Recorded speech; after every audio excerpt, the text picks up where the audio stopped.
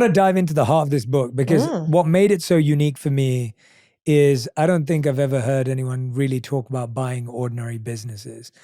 And that's the crux of so much of your work and why it's different and how you're getting people to think differently about ownership. You had this video that I remember watching that got like 11 million views talking about this vending machine business. Like, what are some of the most unusual businesses you've seen people make money from? Because I think it goes back to what we were speaking about earlier. We're all after this sexy, shiny money. And most people are making loads of money through really unsexy, random things, vending machines being a case in point. Walk us through some of the most unusual businesses you've discovered people making money from. Yes, let's do it. And also realize first, like most of the people who are really shiny on the internet don't actually make much money. In fact, a lot of celebrities make no money. And you know this all too well being here. There's a lot of show, and it's actually quite hard to make money in the shiny things. The richest guy you know probably started a landscaping or sprinkler head company. In fact, that was the case for my family. When I was growing up, I interned for a woman who was my brother's friend's mom, and they were worth what I thought was $1 bajillion back then. And it was from an equipment rental company. So this guy was worth somewhere near $50 million from one idea. I buy some like landscaping equipment, some tractors, etc.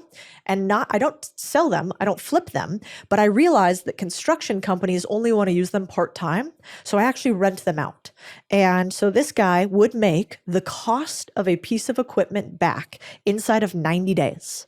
And so instead of getting whatever difference is between him buying the equipment and selling it for a little bit more, he would make the entire purchase price over every 90-day cycle.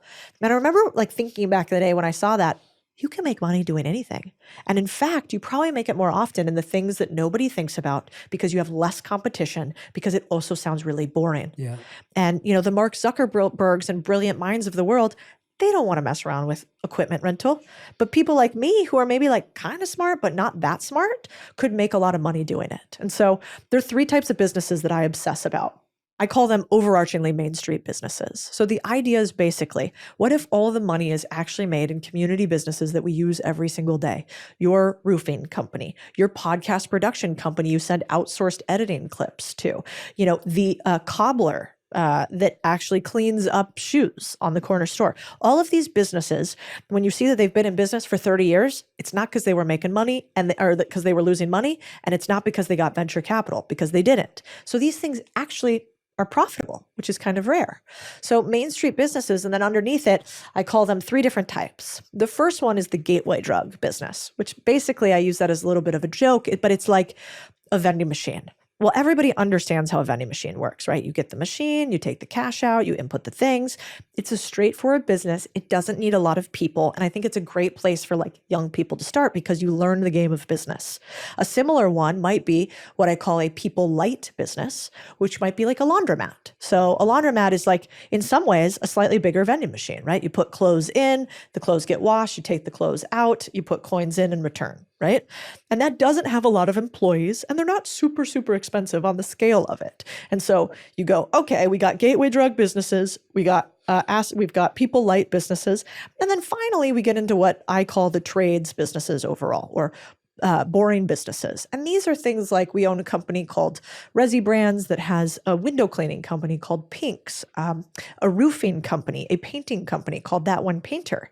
And what's wild is with these businesses, if you were to look right now, Jay, at like the Forbes 100 list of the richest people in the world, and you were to see what they made their money from, they're not celebrities. They're not singing songs. They're not doing YouTube. Like, we're not even touching the amount of wealth they have. What do most of them have in common more than anything else?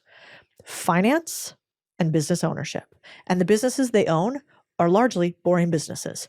Richest woman in the world, Kim Kardashian? No.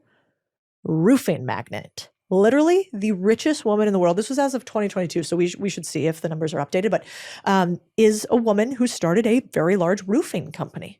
And so, you know, I wish somebody told us this when we were younger, because instead, you know who knows this? The private equity guys. And I don't mean to villainize anybody. I know I was in private equity. I know plenty of good people in that industry. But again, centralization of power. Private equity companies in 2000 owned 4% of the companies in the US. Now they own 20%. That's almost 1 out of every 4 companies in the US is owned by private equity. You know what they're buying like crazy? The trades, the service businesses, the boring businesses that print money that service our community.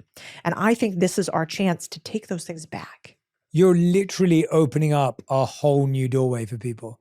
Like, I don't think I've ever even thought about it. Like, it's so far off from what I think we were all trained to believe would make us successful, safe, stable, wealthy. Like, you're not thinking about these areas, and therefore, like you said, they're not very competitive.